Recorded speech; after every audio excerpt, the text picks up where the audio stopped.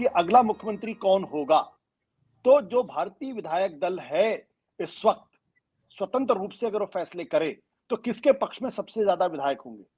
ये तो आशुतोष जी बिल्कुल साफ है कि वसुंधरा जी के पक्ष में होंगे। और मैं ये भी मानता हूं कि जो दिल्ली बैठे हैं तीन मेन आदमी, जेपी नड्डा, अमित शाह और नरेंद्र मोदी, उनकी नजर 2024 के चुनाव पे होगी, लोकसभा। क्योंकि विधानसभा चुनाव तो हो गए, यहां मोदी जी आ गए, 8 10 20 बार आ गए, पर लोकसभा चुनाव में इतना नहीं आ पाएंगे।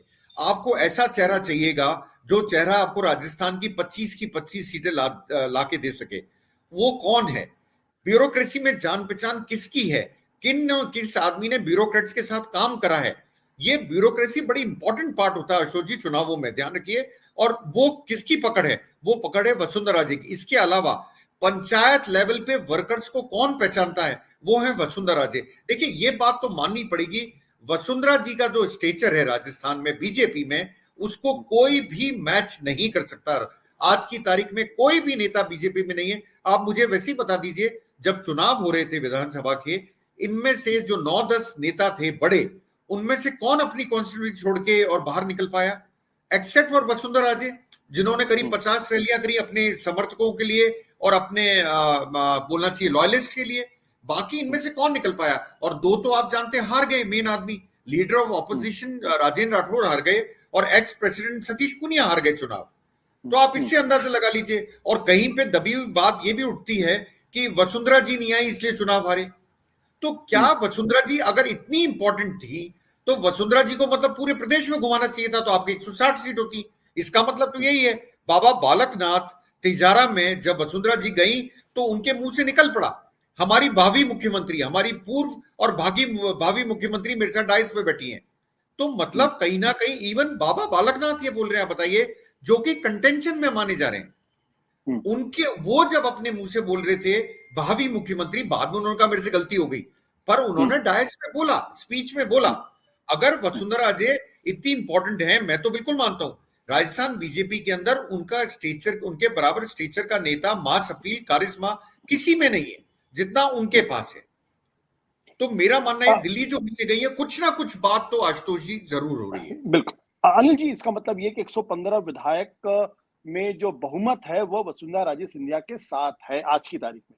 अगर उनके ऊपर आलाकमान का दबाव पड़ता है, अगर वो अमित शाह, नरेंद्र मोदी का दबाव पड़ता है, तो यह आंकड़ा बदल सकता है। वसुंधरा राजे के बाद इस विधायक दल में दूसरा कौन सा नेता है जिसके साथ सबसे ज्यादा विधायक जाएंगे? अशोक जी, ये आपने जो क्वेश्चन पूछा ना, इसका मैं थोड़ा डिफरेंटली आंसर करूंगा। मैं ये मानता हूं कि विधायक दल क्या होता है मोदी जी और अमित शाह के सामने? विधायक दल की कोई वैल्यू नहीं है। जेब में पर्ची रखी है, वो निकाल के दे दी जाएगी, ये सीएम है, कल से यही सीएम बनेगा। मैं तो ये मानता हूं। अब आप देखें वैसे कौन कौन है, मैं बता सकता हूं कंटेंशन में, जिनको शायद विधायक दल सपोर्ट करे। जनता की आवाज जो है राजस्थान की, वो बाबा बालकनाथ पे बहुत है। क्योंकि ये चुनावों में भी हम सुन रहे थे बाबा बालकनाथ। उसका कारण ये था कि बाबा बालकनाथ को लोग कंपेयर करते हैं योगी आदित्यनाथ से। दोनों नाथ संप्रदाय के हैं। और बाबा बालकनाथ को बनाने में एक फायदा बीजेपी को दिखता है, वो ये है, एक तो उनकी एज, शायद वो 39-40 ईयर्स ओल्ड है सिर्फ, और दूसरा वो यादव है बाय कास्ट।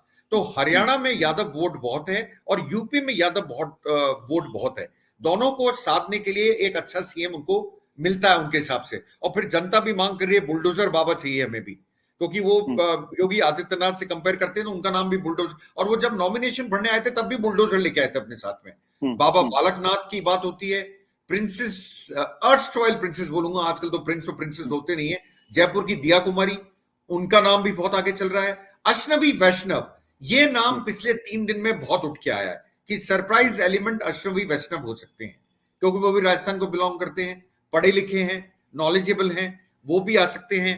इनके अलावा जो एमपीस लड़े थे चुनाव, दिया कुमारी का मैंने आपको नाम ले लिया, और ओम बिरला, एक नाम ये और जयपुर में चलने लगा कि ओम बिरला शायद, क्योंकि उनका स्पीकर का टेन्योर भी खत्म हो रहा है अब, तो लोकसभा चुनाव आने वाले हैं, तो उनको मुख्यमंत्री बनाया जा सकता है। और एक बड़ा नाम अचंभित करता है, वो है ओम माथुर का, क्योंकि आरएसएस के भी नजदीकी हैं और साथ में अमित शाह और नरेंद्र मोदी के भी नजदीकी हैं। पर ओम माथुर ने कभी चुनाव नहीं लड़ा है मेरे हिसाब से, मुझे जहां तक याद है शायद उन्होंने चुनाव नहीं लड़ा है। अगर गलत हो तो दर्शक करेक्ट कर देंगे प्लीज मेरे को, पर मेरे हिसाब से उन्होंने चुनाव नहीं लड़ा है। पर मैं मानता हूं इन सब की जो जब ये जाएंगे, अगर विधायक दल में बात हुई जैसा आप पूछ रहे, मैं अभी भी कहूंगा सबसे ज्यादा सपोर्ट बेस वसुंधरा को मिलेगा। आपने गजेंद्र सिंह शेखावत और अर्जुन राम मेघवाल का नाम नहीं लिया। ये दो नाम मैं भूल गया अशोक जी, आपने करेक्ट करा मेरे को। अर्जुन राम मेघवाल इसलिए कि वो एससी कम्युनिटी से आते हैं। गजेंद्र सिंह शेखावत का नाम मैंने इसलिए नहीं लिया, शायद उनके अगेंस्ट एलिगेशंस हैं कुछ एक कंपनी को लेके, संजीवनी क्रेडिट, क्या वो ऐसा स्टेप मोदी जी लेना चाहेंगे क्या?